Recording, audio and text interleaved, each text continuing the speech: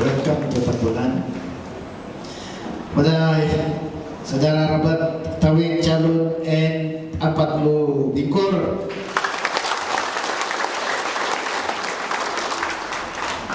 Pada wakil calon Tambunan dan ketua bahagian staf saudara Patrick.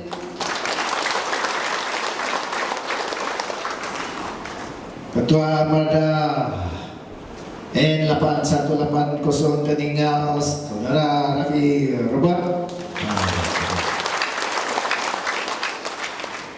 Kepada ketua parti komponen Perikatan Nasional ada juga SPP Sini Johari pada kau. Ini dia.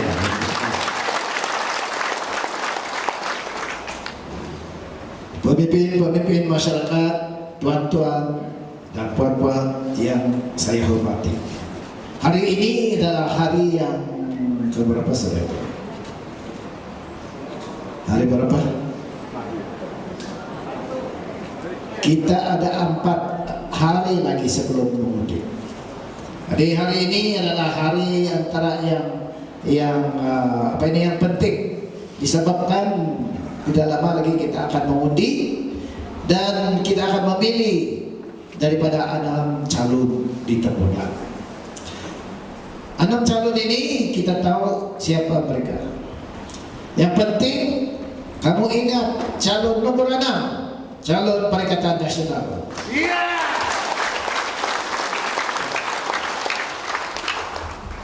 Kemenangan kita di sini dan kemenangan kita di tempat-tempat yang lain juga akan menjaminkan kerja negeri akan diterajui oleh Perikatan Nasional.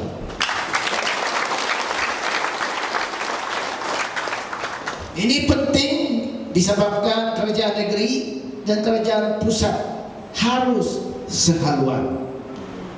Kalau tidak, rakyat akan rugi. Betul atau tidak? Maka itu saudara-saudara sekalian, kita perlu tolak calon-calon warisan, calon-calon yang apa ini ada KO di belakang, OPKO dan calon-calon yang lain. Hanya ingat sokong sahaja kalau di Tambunan calon Perikatan Nasional.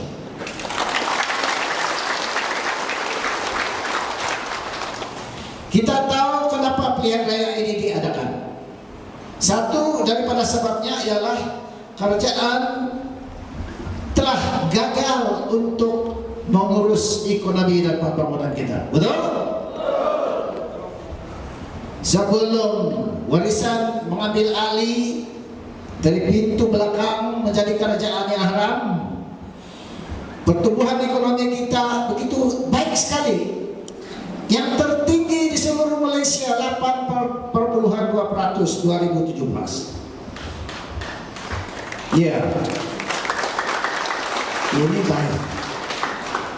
Tetapi setelah warisan plus mengambil alih kerajaan 2018 ekonomi berundung menjunam sehingga 1,5%. Jatuh ekonomi kita, jatuh pembangunan kita, tiada pembangunan. 2019 jatuh lagi, tidak sampai 1%, 0,5% per.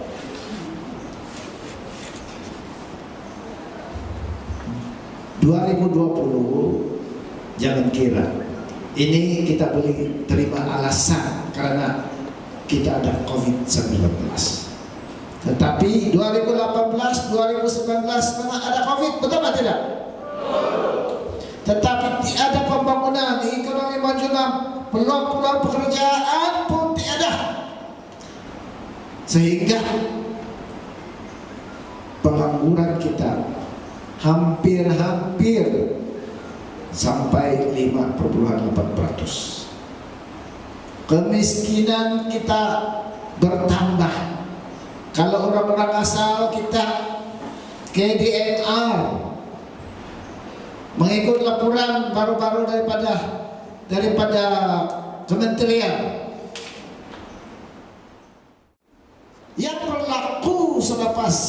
warisan mengambil alih, banyak kebakaran. Sini sana setinggan terbakar. Yang datang JPN, Jabatan Pendaftaran, bukan Jabatan Kebajikan.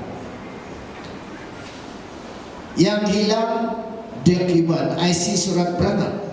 Tapi bahagian yang boleh diselamatkan adalah TV, kain, katil, tilam, semua boleh selamat. Kenapa tidak boleh selamatkan IC? Kalau betul dia makan IC atau surat beranak atau alasan saja. Dan kita tahu ini adalah alasan disebabkan selepas satu kebakaran di Setinggan, banyak lagi kebakaran Setinggan di tempat-tempat mereka tinggal. Betul atau tidak? Nah, inilah keutamaan mereka, inilah kejayaan mereka, membela nasib pendatang tanpa izin yang sepatutnya dihantar pulang atau ditangkap dan dikurung di dalam penjara. Betul? Saudara dan saudara sekalian, saya takut, saya khawatir sekiranya kerajaan warisan ini memerintah semula, mereka yang mempunyai slogan "Sabah kita punya" akan dilakukan oleh mereka di seberang. Bukan itu saja, saya sudah dengar nih, ya, di dalam kapal yang akan datang, patutlah dia orang punya kapal itulah dia punya simbol kapal bar daripada seberang. Dia orang angkat bendera apa? Warisan.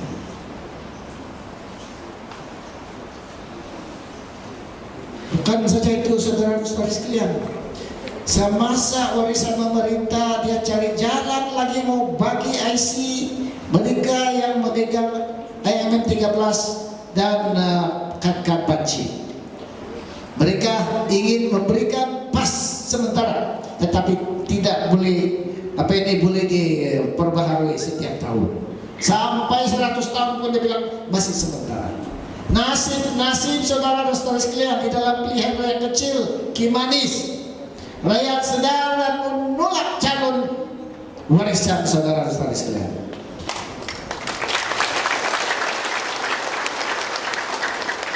Maka itu di dalam pilihan raya ini, sadarlah, ingatlah di Kimanis, tolaklah calon-calon daripada warisan dan opko atau lain-lain yang bersebut dengan mereka. Boleh tak? Selamatkan negeri kita, saudara dan saudara sekalian. Selain kegagalan mereka untuk mengurus negeri dan ekonomi pembangunan kita, mereka juga tidak dapat mengurus pentadbiran adat di kampung-kampung berbulan-bulan, sehingga dah hampir setahun untuk melantik ketua-ketua kampung, ketua-ketua anak negeri. Ada juga mereka-mereka yang minta dilantik, minta diiktirafkan sebagai native, sebagai anak negeri, sedangkan mereka datang daripada seberang. Betulkah tidak? Bayangkanlah kalau mereka adat istiadat kita, kebudayaan kita juga diangkat oleh orang-orang yang bukan mengamalkan adat itu. Jadi saudara dan saudari sekalian, pilihan raya kali ini adalah pilihan raya yang antara yang terpenting. Ada mereka yang bercakap Sabah for Sabahan. Ya, dia orang bilang Sabah for Sabahan. Untuk apa? Dia orang bilang, kalau tengok Jeffrey, mendadak lagi dia cakap Sabah for Sabahan. Dia bilang sudah bersekongkol, sudah bekerja sama dengan federal, dengan parti-parti Malaya. Nah sekarang kuno dia orang cakap itu, dia orang kuno ini Sabah untuk Sabah, dia orang tidak mau bekerja sama dengan parti-parti Malaya. Tapi di EP itu apa? Bukan dari Malaya kan? PKR itu apa? Bukan dari Malaya juga. Nah, hipokrit betul dia Ramli. Kita ini dalam Malaysia, kita karena kerjasama dengan rakyat-rakyat kita, pemimpin-pemimpin kita yang ada di Semenanjung ataupun ada di Sarawak dan ada di Sabah. Karena Malaysia ini kita punya kerajaan pusat pun kita punya, kita kena kerjasama. Betul tidak? Kalau dulu, ya memang saya lantang bersuara menuntut hak Sabah. Sebab dulu kita tidak sedar, dulu kita tidak tahu apa dalam perjanjian, tidak tahu apa dalam perlembagaan, karena kita malas membaca, karena diajarkan sejarah hanya sejarah Malaya, tidak ada sejarah penubuhan Malaysia. Betul? Maka dinafikan kita segala dokumen yang ada. Dan bila mana saya sedar, saya baca, saya faham, saya bersuara. Waktu itu tipu untuk bersuara, peringkat 1. Saya bising, karena itulah yang perlu pada waktu itu. Saya bising, kerjaan pusat marah. Perdana Menteri waktu itu bilang, Jeffrey, jangan ajar rakyat apa yang rakyat tidak tahu, yang tidak tahu. Don't teach the people what they don't know. Ini Tun Mahathir yang cakap. Ya, sudah itu saya masuk dalam tahanan. Ya, saya masuk dalam tahanan hampir 3 tahun, dan selama saya dalam penjara, saya lebih membuka pemikiran saya, membaca dan sebagainya, saya lebih paham.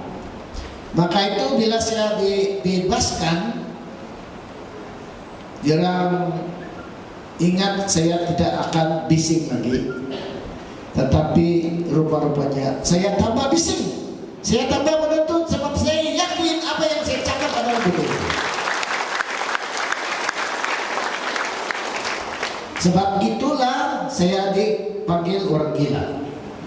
Mulau dari Jeffrey lah, sudah kena kanan dia punya otak, sudah kena jarum dia gila, sudah itu dia bilang. Kamu ada dengar kan? Jadi saya pun kecewa juga lah, saya digelarkan sebagai orang gila. Tetapi itu peringkat yang seterusnya, peringkat ketiga, peringkat keempat, saya mendidikkan rakyat, rakyat mendidikkan pemimpin-pemimpin. Maka dalam peringkat 4, semua parti-parti politik, pemimpin-pemimpin parti politik jadi orang gila. Sebab dia ikut cakap orang gila, dia menuntut juga, mau jadi hero, menuntut MPR. Termasuk Dr. Mahathir dalam manifesto Pakatan Harapan juga berjanji untuk mengembalikan hak kita. Malamnya selepas itu Tun Dr. Mahathir Perdana Menteri pada waktu itu mengatakan, manifesto bukan Bible, dia bilang. Kasihan juga kita. Jadi sekarang saudara dan saudari sekalian, kita sudah di peringkat 5. Peringkat 5 bermaksud pemimpin-pemimpin dan rakyat sudah paham apa itu hak Sabah dan hak Sarawak di dalam Malaysia. Termasuk juga pemimpin-pemimpin di peringkat persekutuan, di sebelah Semenanjung. Ya, termasuk saudara kita di sini dan menteri-menteri dia sudah paham. Jadi bila semua orang paham, semua pemimpin paham, dan saya sudah masuk dalam berubah, buat apa saya bising lagi? Saya bising pun jarang dengar sekarang. Benar? Tidak payahlah saya balik ke peringkat 1. Saya peringkat 5. Kita fokus kepada pelaksanaan. Dia orang sudah paham, kita sudah paham, kita bekerja sama. Itu sebab pentingnya wakil-wakil daripada Sabah duduk di parlemen dan di kementerian-kementerian di kabinet kalau boleh. Betul atau tidak? Supaya kita boleh berbincang macam mana caranya terbaik untuk melaksanakan hak-hak kita di dalam perlembagaan yang disebutkan oleh Cikgu Fredrik sebentar tadi. Masanya sudah tiba untuk kita fokus kepada pelaksanaan. Itu makanya Kerajaan Perikatan Nasional bersetuju mewujudkan satu kementerian baru, yaitu Kementerian Hal Ehwal Sabah dan Sarawak. Dan kementerian ini diketuai oleh Dr. Max daripada Sabah dan timbalannya daripada Sarawak. Berarti kerajaan pusat di bawah pimpinan Tan Sri Muhyiddin mempunyai sikap baru, sikap progresif dan terbuka mendengar keluhan-keluhan kita daripada Sabah dan Sarawak untuk memastikan perjuangan kita, tuntutan kita itu akhirnya dapat kita menafaatkan, kita dapat laksanakan untuk kebaikan kita semua, bukan kebaikan Sabah dan Sarawak sahaja, tetapi untuk kebaikan Malaysia seterusnya.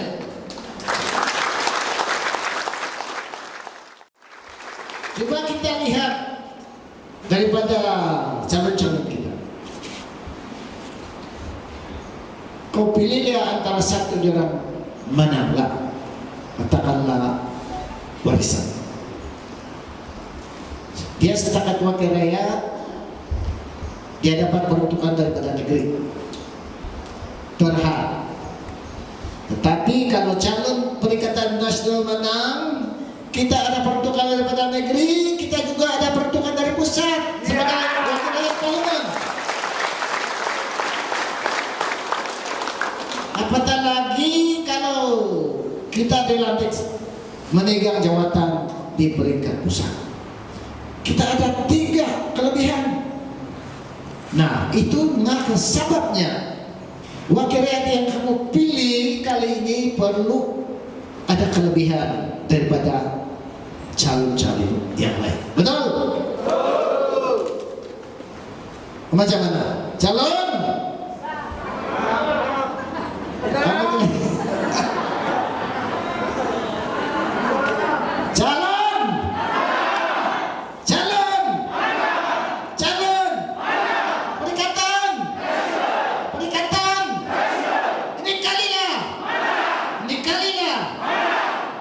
Patutlah begitu.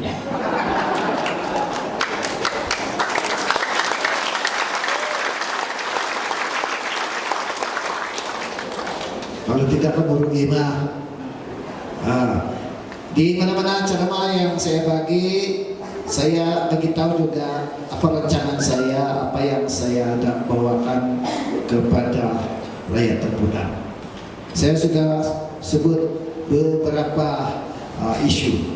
Satu daripadanya ialah isu pembangunan. Belum pernah ada rencana seperti ini. Di Tambunan ini adalah daerah yang terpencil, tetapi kita mempunyai potensi yang banyak sekali. Kita ada rakyat yang mempunyai tanah. Kita tak kaya daripada tanah, tetapi hasilnya begitu sedikit sekali. Dan sistem yang kita amalkan sekarang adalah sistem yang begitu meminggirkan kita, di mana setiap keluarga yang ada tanah, kalau mau dapat pendapatan terpaksa bawa hasilnya ketemu begitamu, ya. Tetapi pertama hasilnya amalan kita yang lebih yang kita keluarkan, kita makan, yang lebih kita jual. Mana boleh begitu? Kalau sedikit yang tinggal macam mana? Kita kena ubah kita punya sikap. daripada bersikap untuk cukup makan kepada meningkatkan ekonomi kita supaya kita lebih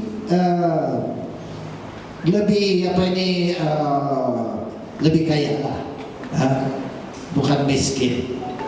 Kita kena ikut sikap komersial. Kalau Cina-Cina dia keluarkan tanaman dia jual dulu, yang lebih baru dia makan. Betul kan tidak? Kita makan yang lebih, kita pergi tamu. Sampai tamu kita tengok yang dia jual sama juga yang saya jual.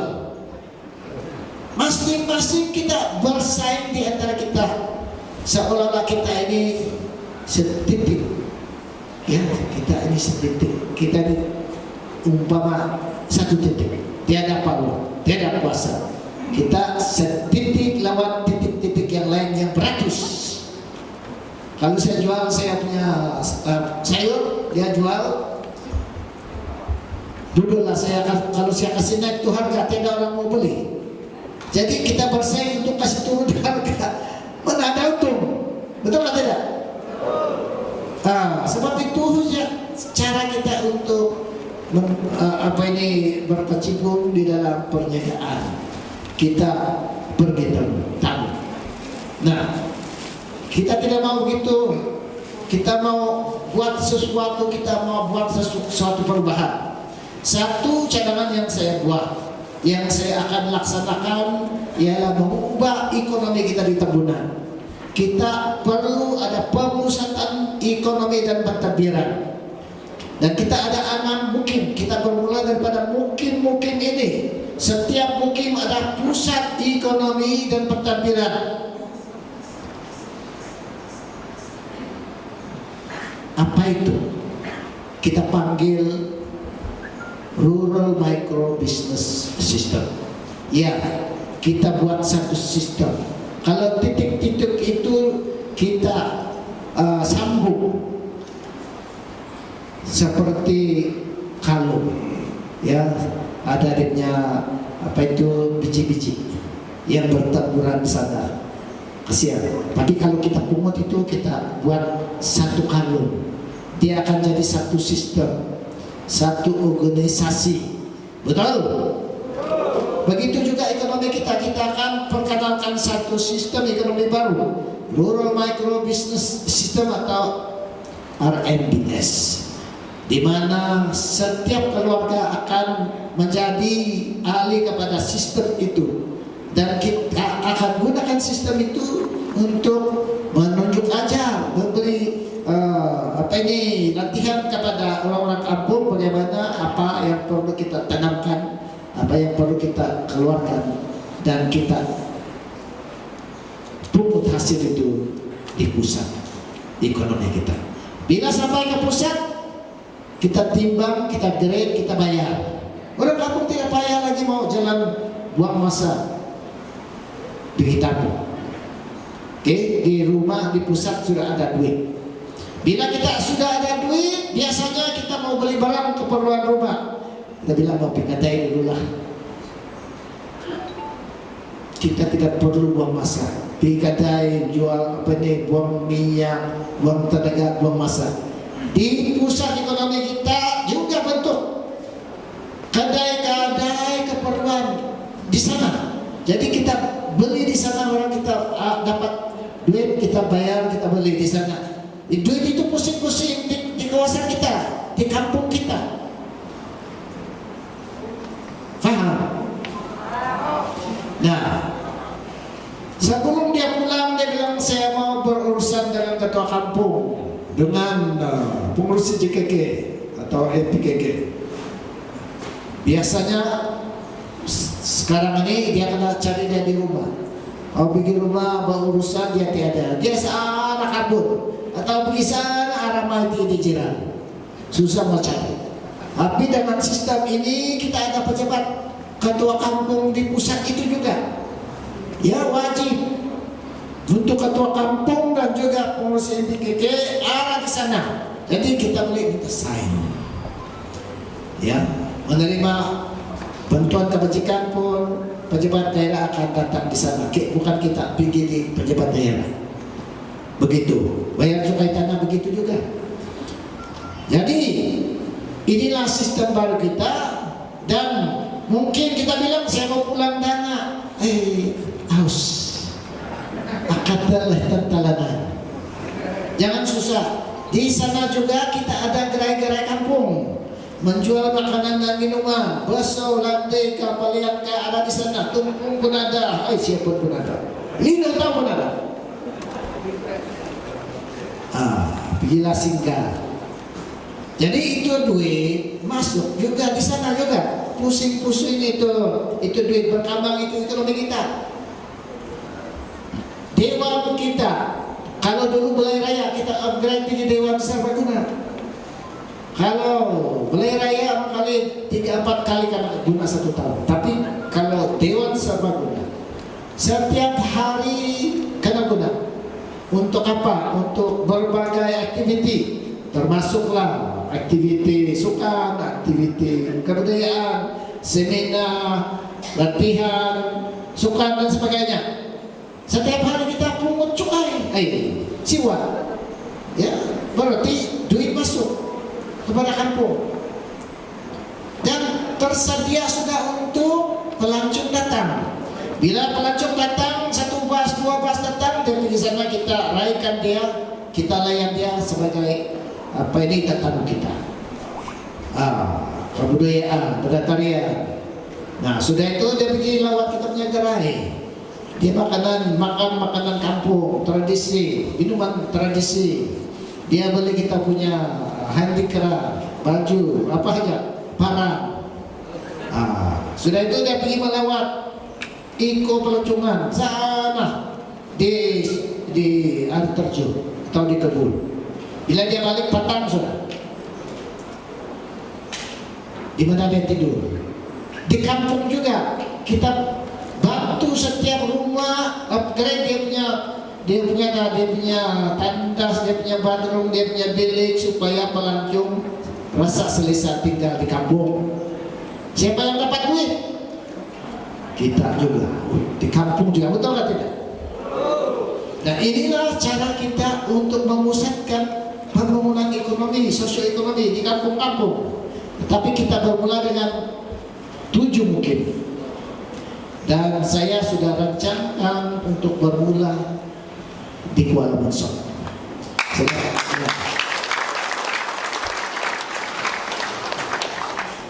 Bila ini sudah berfungsi sepenuhnya, kita akan buat bukan hanya di mukim-mukim, tapi di seluruh saudara-saudara sekalian.